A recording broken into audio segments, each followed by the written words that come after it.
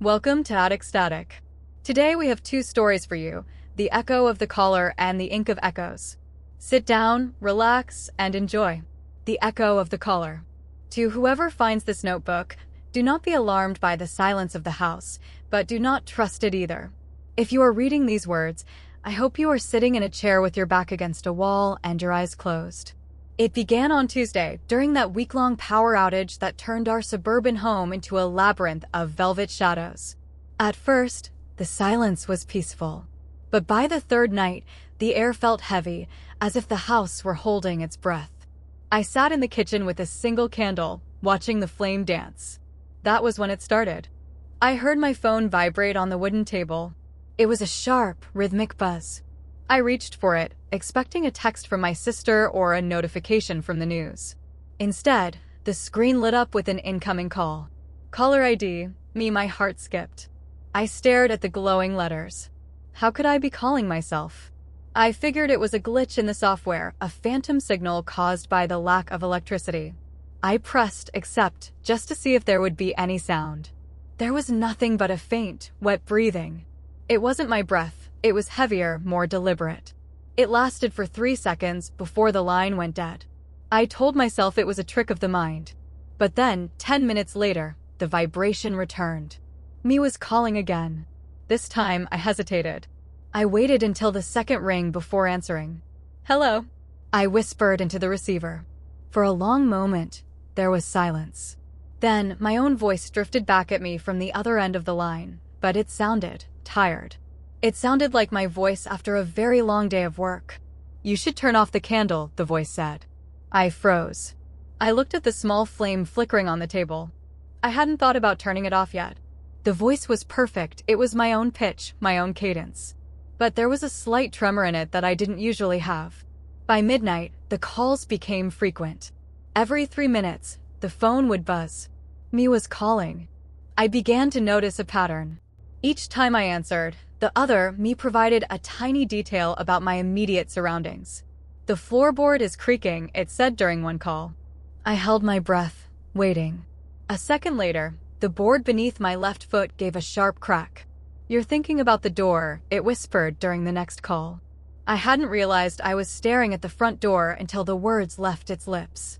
It was as if the other me was watching from just outside my perception, observing my internal thoughts and external movements. But then, the calls started to change. The voice began to lose its perfection. It started to sound hungry. During the fourth call, I heard a soft scraping sound behind my own voice. Asterisk scrape. Scrape, asterisk, I'm getting closer, it murmured. I felt a shiver run down my spine. The house was silent, yet the phone told me something was moving. It wasn't just my voice anymore. It was my voice accompanied by a physical presence in the room. I decided to stay perfectly still, but that only made the calls more intense. By 2 a.m., the frequency increased. The calls were happening every 30 seconds. Asterisk me asterisk, don't look up. I kept my eyes glued to the phone screen, though my neck ached from holding my head down. Asterisk me asterisk, don't blink. My eyelids felt heavy, but I fought it. The breathing on the other end was getting louder now, a rhythmic huff-puff that seemed to be coming from directly above my head. It wasn't just a recording, it was an echo of a physical body. Then came the call that changed everything. There was no delay this time. As soon as I picked up, a scream erupted from the phone. It was my own voice, but it was filled with pure, unadulterated terror, a sound I hadn't made yet in this house. After the scream, there was a heavy thud. Then silence. I finally gathered the courage to look up. Directly above me, hanging from the ceiling like a piece of fruit, was me. Or, rather, it was my body, but its limbs were elongated and its skin was a pale, translucent gray. It had my face, but its eyes were wide open, pupils dilated into shimmering pools of ink. It wasn't a ghost. It was a twin that lived in the gaps of the shadows. It had been waiting for the power to go out so it could finally step out and claim my space. As I watched, the shadow me reached down with a long, spindly finger and touched my forehead. Its touch was ice cold. In that moment, the phone gave one final vibration. I looked at the screen. It didn't say me anymore. It said, home. With a sudden movement, the shadow me dropped to the floor, landing silently. It stood up, stretched its long limbs, and then, with a graceful fluidity, it stepped into my skin. I felt my consciousness being pulled inward, like water being sucked into a drain, until I was no longer the observer, but the memory. The shadow me took a deep breath, its chest expanding with my lungs. It looked around the room, then at the phone.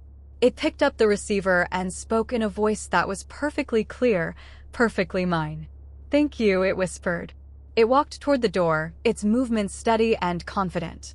It didn't walk like a creature. It walked like a human who had finally found their footing. Then, it reached out and flipped the light switch. The power flickered back on with a hum. In the sudden brightness, there was no shadow me left. There was only me, standing in the center of the kitchen, blinking at the lights, finally feeling like I belonged in my own home. And now, our next story. The Ink of Echoes. Scene 1. I am alone in the hub, a pressurized research pod buried deep beneath the Antarctic ice. The silence here isn't just an absence of sound, it is a physical weight, a thick, velvet blanket that presses against my eardrums. Outside, the blizzard howls, but inside, the hum of the life support systems is my only companion. I sit at the central desk with a leather-bound journal and a fountain pen, the only tools capable of keeping my mind from fracturing in this white wasteland.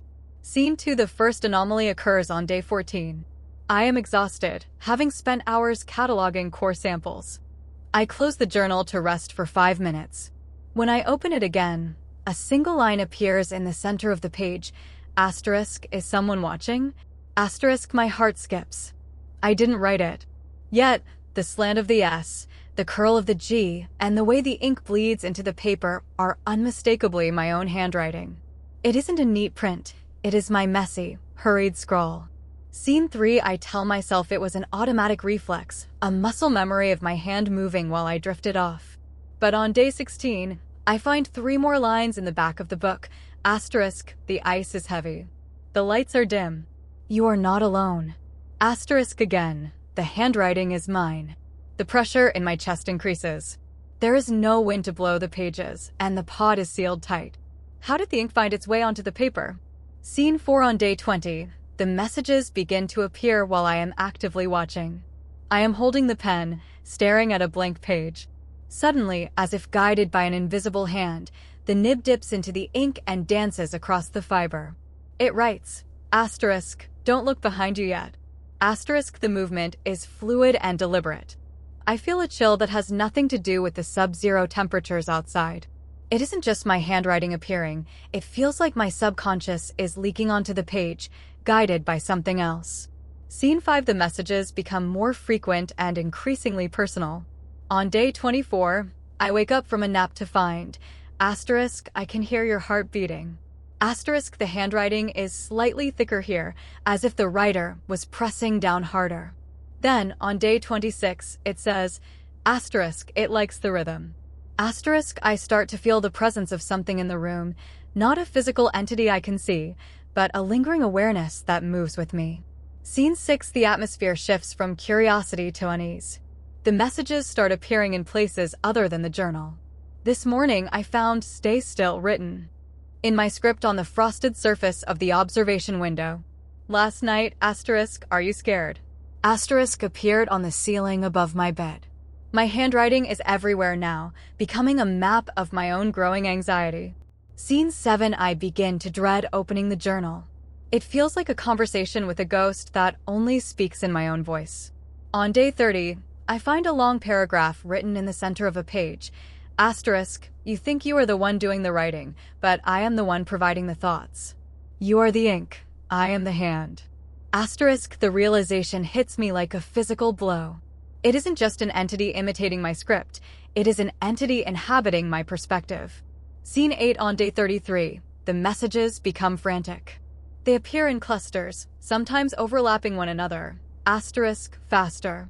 Closer. Almost here. Asterisk, the handwriting starts to change slightly. The letters are becoming sharper, more jagged. I realize that the entity is losing its patience with my slow observation. It wants to bridge the gap between our worlds. Scene 9 tonight, a terrifying thing happens. I am sitting at the desk, staring at the journal. The pen isn't in my hand, but it begins to fly across the page of its own accord, moving with such speed that it leaves a trail of ink like a comet's tail. It writes, asterisk, open your eyes. Asterisk, as the last letter is formed, the room goes deathly silent. I feel a sudden, sharp tug at my chest, as if something just reached out and grabbed my soul.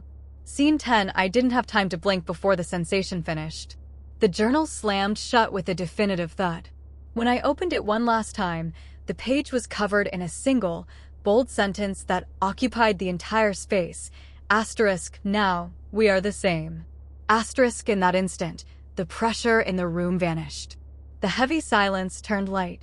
I looked down at my hands and saw them glowing with a faint, ethereal shimmer, the exact same shade of blue as the ink on the page. The entity had finally finished writing me into its world, and I was no longer just the observer. I was part of the story. The end. Subscribe for more horror stories, and make sure to like.